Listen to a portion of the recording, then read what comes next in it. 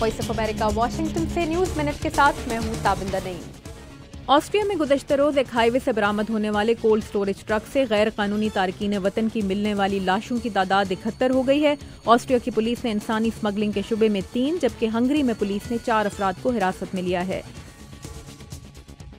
Libya के साहिली शहर ज़ुवारा के साहिल पर गैर कानूनी तारकीन वतन की कश्ती डूबने से खदशा है कि 200 अफराद हलाक हो गए हैं। लीबिया के हुकाम लाशों को समंदर से निकालने की कोशिश कर रहे हैं।